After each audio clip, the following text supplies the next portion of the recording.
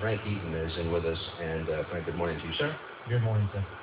You are running for the 27th district against Richard Floyd, and this has already been an interesting race. I know that you had, were you in with Brian or on the phone with Brian? I was here. Okay, I wasn't positive. I know that he kind of picked up Signgate. Signgate, yeah. Yeah, there's every election cycle, there's somebody who just gets pounded on the signs. They cost money.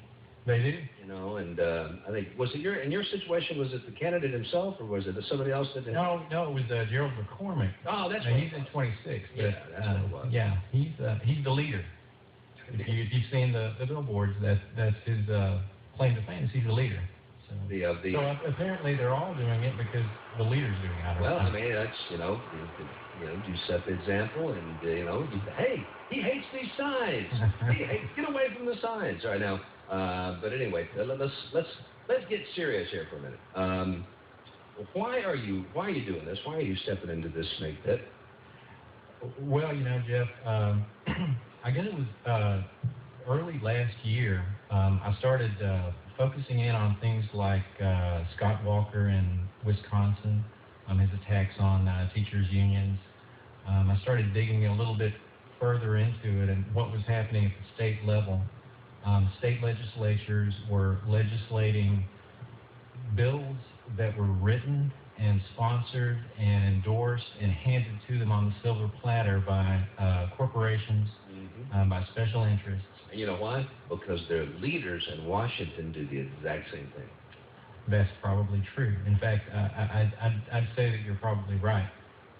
One of the things that got me interested in politics was the fact that our government was controlled by money, controlled by the people in power, and had gotten away from what I think the source of our strength as a country and as a state in Tennessee is, which is a good, solid, representative government of the people, by the people, for the people, rather than bought and paid for by the highest bidder, which is where we were going.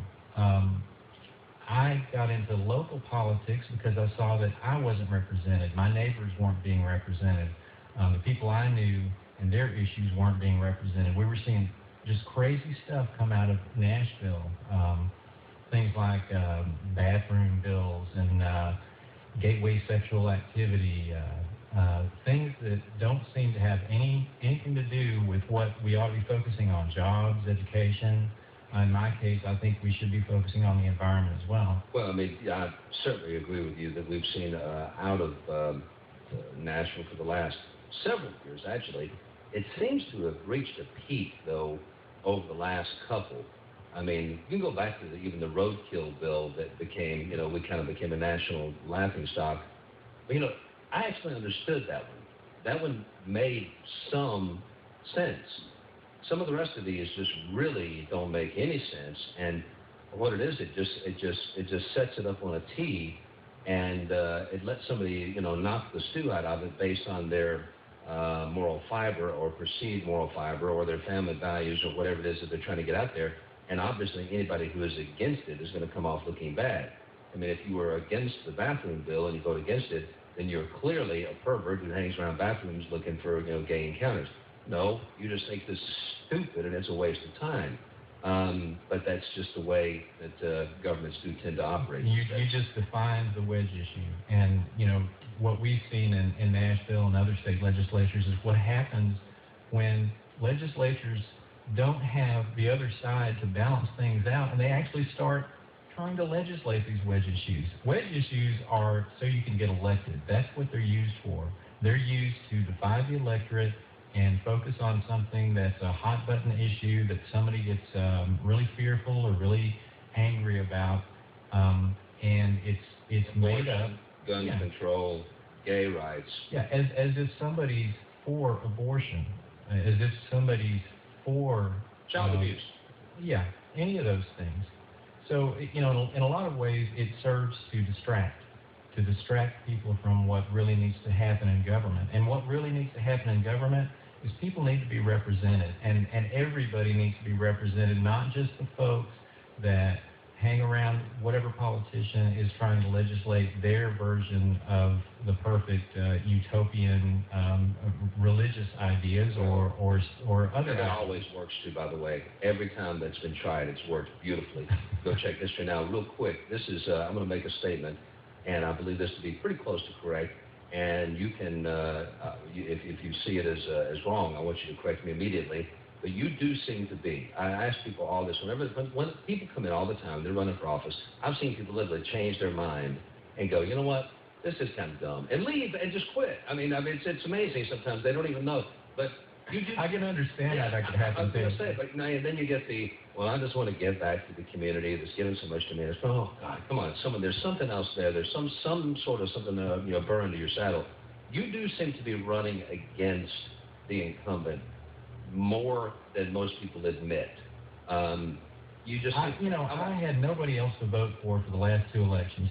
He's been in office for 6 years, and what I heard from January was, his proposed legislation, the famous bathroom bill, and his statement, which, by the way, is, for those who don't remember, that is to require you to use the public facilities of your birth gender, which you cannot change in Tennessee. So it's clearly a way to enable the discrimination against a particular minority of transgender community in Tennessee. It's an easy pick. It's low-hanging fruit for somebody who wants to get. And there are biological anomalies that are hermaphroditic, and what are they supposed to do? I know it's a small percentage, but I mean, where do they go? Where do they go? I mean, it was silly. And then, of course, it was the comments that followed that were the beauty part, where he talked about where he looked around and saw that there was somebody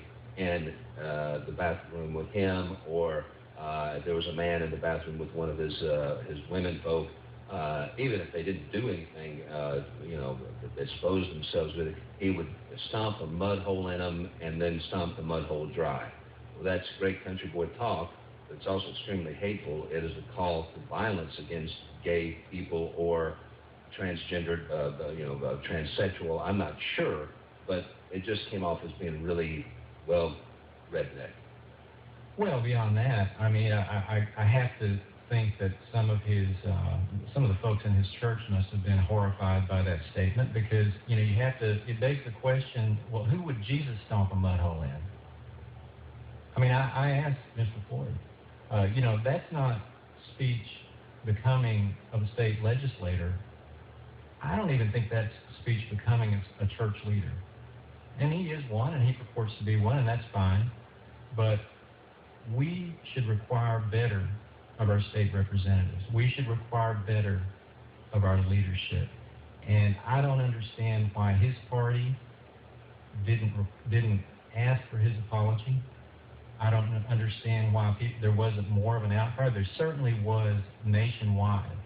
I mean, that thing went viral, and it's things like that that make Tennessee a turnoff for jobs, for businesses who, I was really thinking about locating in Tennessee, but I hear they're just nuts down. Well, I mean, the thing is, the good news, about Chattanooga also doesn't get told here to the same degree that it gets told to the outside world. The same thing with the bad news. I mean, it really is. I mean, we will not report. It's not because we make a conscious decision. It's kind of just business as usual. It gets reported and we go on about our business. But in other places, they'll pick up the story, and it will seem very unusual, like a roadkill bill or something like this, or even just the fact that we know we've been growing in the outdoor, sports world. But, these stories get told somewhere else, and it's like, God, this place is a mecca. People around here don't see it as mecca. They just see it as home.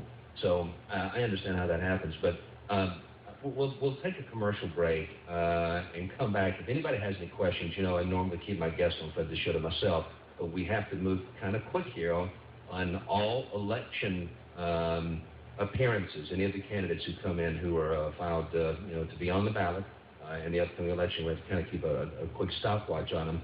But I do believe that the incumbent is, without a doubt, the main issue here. But the environment, you've already touched on it.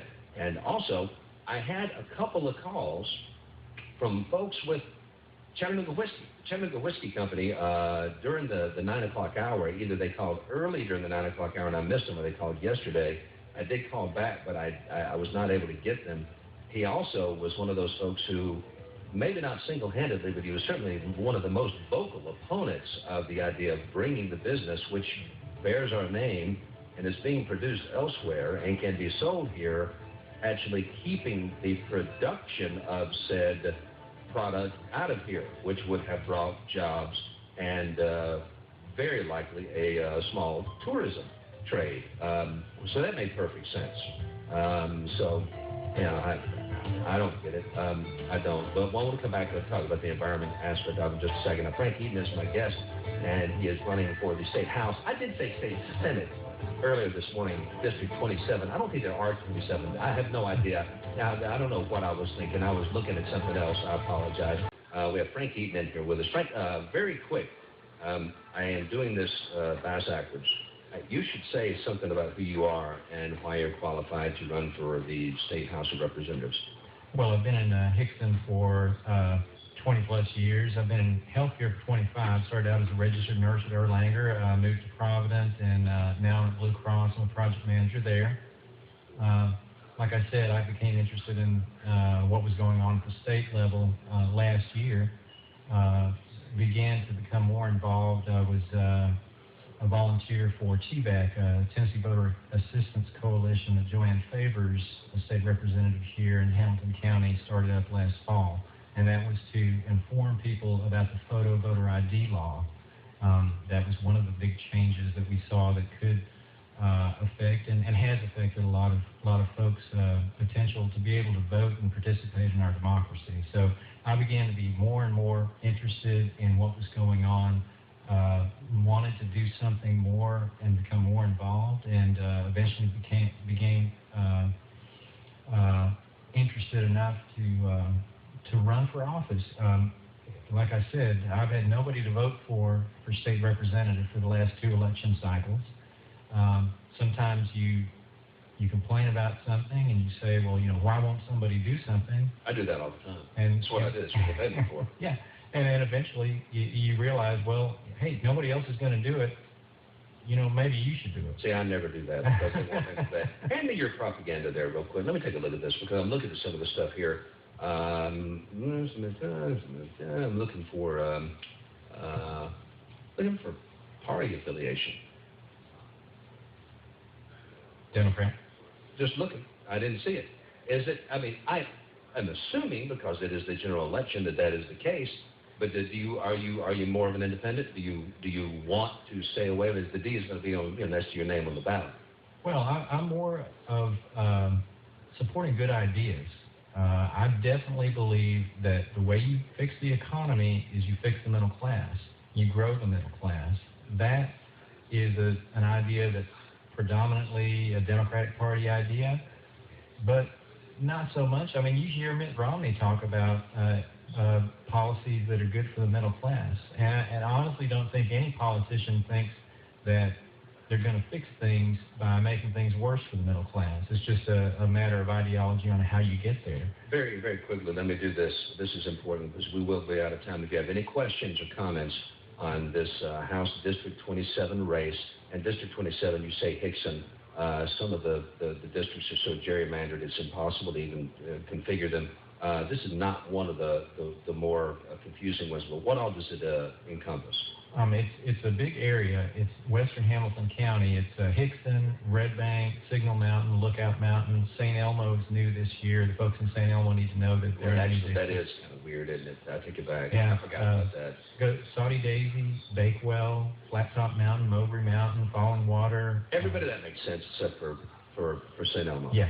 St. Elmo was added. That was a swap. That was some sort of racial quota swap. Yeah, when you saw 28 and 29 changed and gerrymandered so that Tommy Brown and Joanne Favors ended up running. Had to fight each other, yes. Yeah, that's part of that. Well, there you go. All right. Here is a campaign. It's not really a campaign release. It's actually from the Sierra Club, Tennessee Sierra Club. And long ago, I used to go speak to them on a fairly regular basis. And they didn't always like everything I had to say, but I mean, very much an outdoorsman. I support them 100% on this, as anybody should. Anybody should, and that includes State Representative Floyd. And this is just crazy stuff. The Tennessee Sierra Club endorses Frank Eaton for House District 27.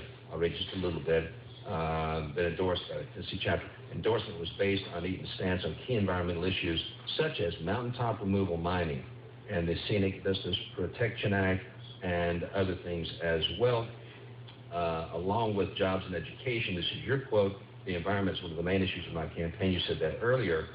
My opponent made the motion in the Conservation and Environment Subcommittee, great place for him to serve considering his stance, last March that again stalled the Scenic Vistas Protection Act that would protect our highest mountains from the destructive practice of mountaintop removal, surface mining. Now, I'm going to go ahead and jump over here to some of the stuff that you had sent out earlier, and you are correct. When I had this little button, Stop Mountaintop Removal, there was one mountain on the border of Tennessee that was undergoing mountaintop removal. Just a few years ago, there were a grand total of 3, and I was saying, and everybody else saying, it's coming, why don't y'all stop it? And now there are 13 of these massive abominations in the eyes of the Lord, and people think it's about jobs. It's not, and they think it's about cheap energy. It might be, but it's not ours. So please step in on that one. Well, yeah, absolutely. There are less than 600 mining jobs in Tennessee. Our tourism industry employs 175,000. Purely from a standpoint of fiscal responsibility, mountaintop removal is bad policy. So you're not even doing the jobs versus environment thing necessarily as a tree hugger. You're just saying the math doesn't equal out. The math does not equal out. But beyond that, you can't even do the math. When you look at a mining site and what happens afterward, some of my friends at the local Cherokee chapter of the Sierra Club, said, look, I can show you an old mining site, where the water's still red, where everywhere. Yeah, so to threaten your environment, and everybody thinks, EPA regulations and, that's bad for business. What's bad for business is not being able to take advantage of your natural resources in a beautiful state like Tennessee, where, we just got through with River Rocks. We've tried to shape Chattanooga as an environmental state. What's our logo look like? What does every stylized, emblem of Chattanooga include? Including the aquarium, the mountaintops, and the river. Find me a tourism spot that has been produced about the state of Tennessee that does not include mountain vistas. And what a legacy to be contributing to the state legislature, someone who himself made the motion to send this bill, which would have prevented mountaintop mining permits for new mines over 2,000 feet in Tennessee, to send it back to summer study for yet another year, because I think the quote was something like, we need to study it more. Yeah, they said there wasn't enough pertinent information. Yeah. There wasn't enough pertinent information to make a good decision. How much information do we need? And that was the question that Mike McDonald, and I spoke with Mike personally a few weeks ago. He's retired. He's no longer going to be serving in the state legislature. But he's frustrated, and it's been such a cause for him, and he's so heartbroken that he hasn't been able to just get a simple up or down floor vote on that bill. But he's passed along and passed the baton, as it were, to other legislators. But when he proposed the bill, there were 5 permits for mountaintop removal. Now there are 13. There may be more. And then the irony of it is... Well, they're waiting on the pertinent information. Of course, yeah. And that just... Let me tell you what that is. That's money in their campaign coffers. That's the pertinent information they're looking for, because anybody who tells you that they will put a mountain back the way they found it after they take all the coal out, and it will be just like it was before, is an absolute liar. And if you believe them, then you are a moron, an absolute idiot. And nobody believes that. The mining people don't believe that. And it's an absolute, it's just an atrocity to sign on to this. And it's about putting money in their pocket. And you talk about leader. follow the leader. Ron Ramsey's your man. He's the one that's in Nashville that has stopped this. And why he thinks this is good for his state, I don't know. I don't think he does. I think he's a liar. I think he's a sack of human feces personally, but that's just me. You're not saying that, I am. I think it goes back but to... But Floyd will do whatever he's told to do by Ron Ramsey. Yeah, and it doesn't hurt that he gets contributions from the mining industry. Yeah. No, it doesn't. That's what I'm saying. I'm glad you're running. I truly am. I'm looking here at the quote from Representative Floyd, who's never been in here as far as I know. He's more than welcome to. He's got 34 and a half minutes waiting on him, saying, by my faith, I vote against every alcohol bill. Now, I want to see if he votes also against the taxes that are raised by those alcohol sales to go toward pet projects of his. I bet you he does. I bet you he doesn't pull a Bell Watley move and say, no, that money's no good. It doesn't spend here. Bet you anything. How do people get in touch with you? FrankEaton.org. That is spelled E-A-T-O-N. Yep, one word. FrankEaton.org. I appreciate people just giving me a chance. Check the website out. There's a number there. That'll ring through to my cell phone. I'll get back with you. Which I made it turn off when I came in here, just in case you're trying right this second. And I appreciate you, Jeff, and the good work putting out the word about Scenic Vistas Protection Act. It's easy. That's fallen off a log. Our history, history of pioneers, history of mountaineers, the Smokies, and everything around us on the eastern part of the state and the plateau itself. It's everything. The mountains are Tennessee. I can't speak for Memphis. Memphis should really be part of Arkansas, as we know. But just destroy them, and for the sake of a handful of jobs, and it ends up costing us money. It does. It doesn't make money. It costs us money. 1036. All right. Thank you so much, sir. I appreciate it very much.